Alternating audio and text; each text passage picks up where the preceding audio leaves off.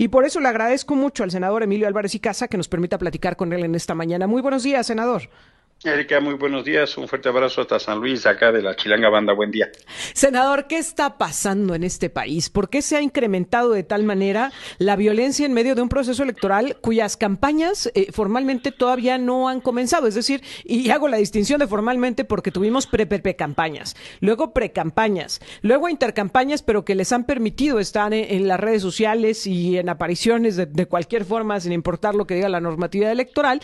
Y ahora vamos a entrar en el tiempo de campañas. ¿A qué nos estamos enfrentando en México que vamos sumando los muertos en medio de este proceso electoral? Vamos a la mayor competencia o disputa del poder en nuestra historia.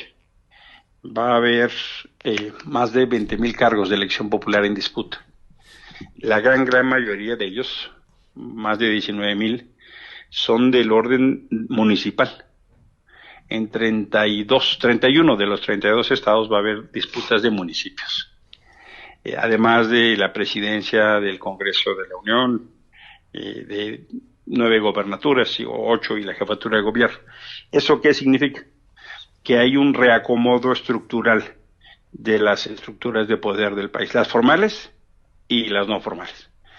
Ya sabemos, porque no es un fenómeno nuevo, muy tristemente, el fenómeno de la violencia política en México. Las elecciones del 21 fueron probablemente las más violentas de nuestra historia.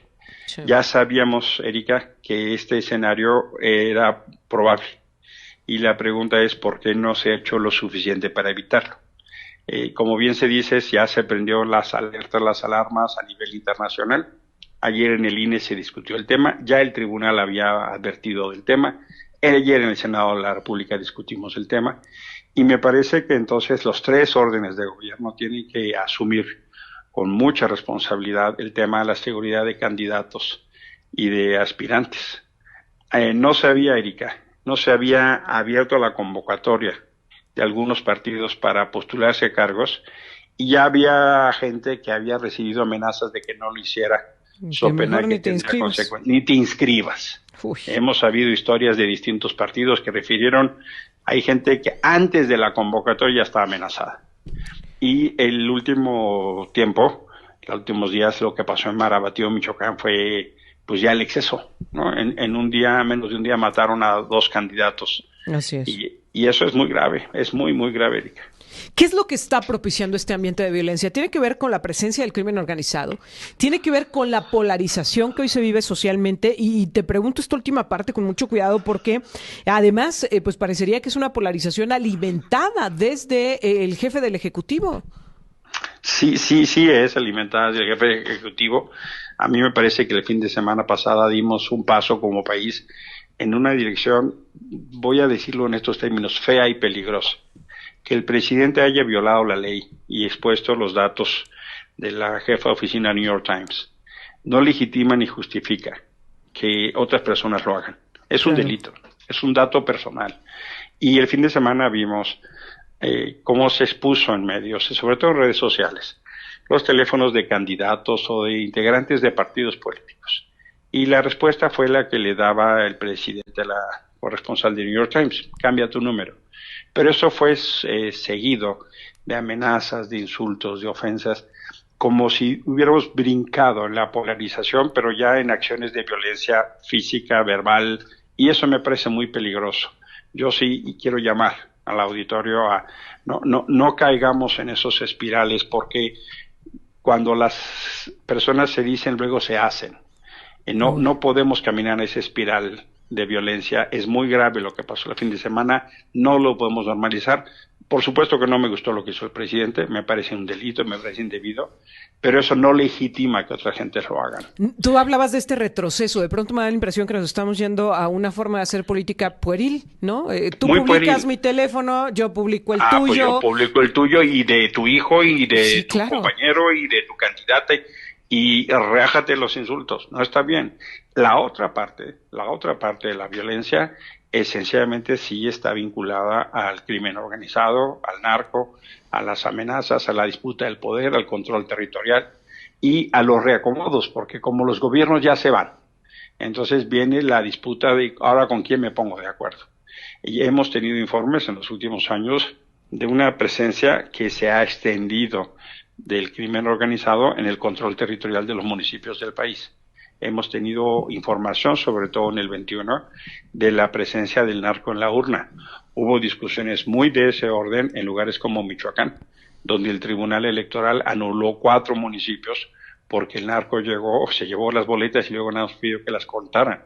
Sabemos de historias en Guerrero, sabemos de historias en lo que pasó en Sinaloa, en Sonora. Mismo San Luis fue un espacio de mucha controversia por la presencia de grupos armados durante las elecciones. Senador. Por eso es tan importante que se ponga, la autoridad intervenga. Y yo me pregunto, ¿dónde está la Fiscalía General de la República? Ahora, justo en esta parte, ¿cuál tendría que ser la respuesta, senador? Porque, a ver, desde hoy, tú ya lo decías, sabemos de territorios en donde no se van a presentar candidatos, no se van a inscribir, porque tienen miedo, porque ya hubo una actuación, una intervención por parte del crimen organizado. Algunos otros en donde ya se presume que quienes están levantando la mano están siendo impulsados o patrocinados por estos grupos criminales. ¿Qué tendría que hacerse en estos momentos para evitar que la elección se nos vaya de las manos? El INE tiene un mapa, por así decirlo, de riesgo. Eso lo hace cada elección. El INE sabe en qué lugares y en qué distritos se están dándose estos fenómenos. Ese mapa de riesgo tiene que tener un correlato de acción de la justicia. Si las amenazas se cumplen, entonces la pedagogía del crimen es muy efectiva, porque lo que acaba haciendo es inhibiendo a candidatos y genera una competencia desigual. Pero sobre todo lo que acaba haciendo es que el narco se mete no solo a la urna, sino a los gobiernos. Por eso es tan importante la actuación de la autoridad. A mí se me gustaría una Guardia Nacional mucho más proactiva. Para eso la hicimos. A mí le dimos permiso al Ejército y a la Fuerza Aérea, o le dio el Congreso. Yo me opuse, pero se le dio para que hiciera labores de seguridad pública. A mí me gustaría que por lo pronto cualquier amenaza se investigara y castigara. Claro. Segundo, sí creo que es muy importante, y aquí la Secretaría de Gobernación tendría que estar actuando en atención a lo que la autoridad electoral le pida. Tenemos que garantizar la seguridad de candidatos y candidatas, porque luego viene la protección de la urna, Erika. Claro. Ahora, senador, hablaban del caso Michoacán. Hace poco fue el embajador de los Estados Unidos, Ken Salazar, con el gobernador Ramírez Bedoya y hablaban precisamente, incluso decía el gobernador michoacano, no, ya, si quieren vamos a proteger a todos aquellos, pero no se anden juntando con los malos, decía el gobernador. Pues no, a ver, que ya se apure, porque van 2 en un ataque de diferencia entre 6 horas para cada uno de los aspirantes a la alcaldía de Marabatío. Y otra cosa, la alianza pide que Morena le entre a discutir en el legislativo estos temas de seguridad, porque pareciera que en el legislativo esos temas no existen. No hay que dejar registro de la discusión de los temas de inseguridad en el legislativo, senador. Es una cosa muy contradictoria, porque la realidad nos aplasta, ¿no? Uno no puede tapar el sol con un dedo. Y lo de Marabatío es solo un ejemplo. En Michoacán ha habido otros ejemplos. Estamos en una dinámica donde lo que va el 24, cada 4 días se está asesinando a un aspirante o a una persona política. Es avasalladora. Entonces, no por no hablar de los problemas no existen. No por no enfrentar los problemas no existen. Infelizmente en el legislativo la mayoría de Morena y sus aliados no han querido discutir el tema.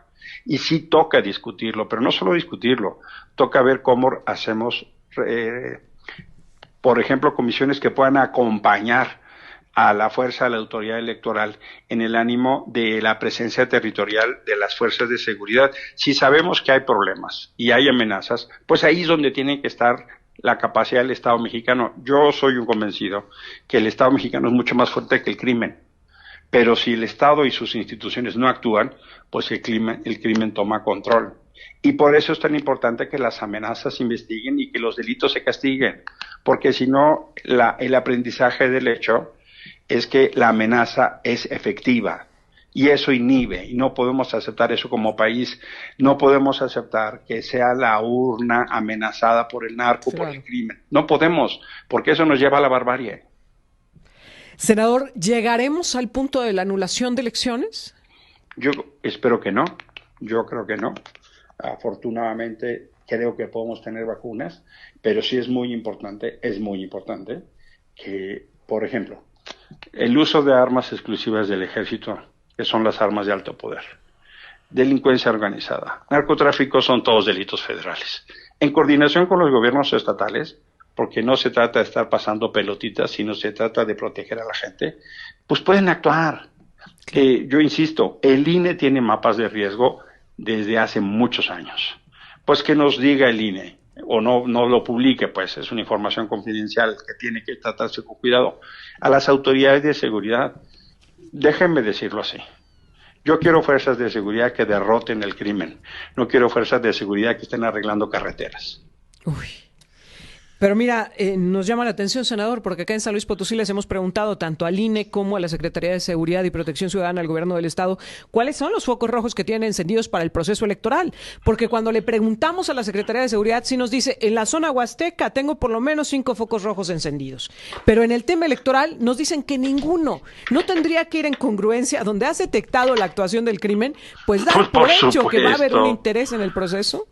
Por supuesto que hay un correlato, o sea, si hay una condición de riesgo, porque hay robos, porque hay secuestros, porque hay homicidios, pues claro que esa población está en riesgo. No solo se trata de proteger a candidatos que sí en este momento tienen un protagonismo muy significativo, pero sí se trata de ir generando la protección de la urna y la gente. O sea, lo que queremos es que la gente salga a votar y que vote mucho, porque queremos gobiernos legítimos, queremos que la gente ejerza su derecho, queremos que haya decisión ciudadana. Eso nos conviene a todos, gane quien gane.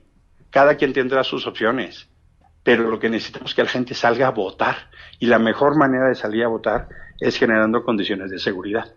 Sin duda. Senador Emilio Álvarez y Casa, te agradezco mucho que nos permitas platicar contigo. Soy el agradecido. Les mando un abrazo acá desde la Ciudad de México. Que tengan muy buena semana.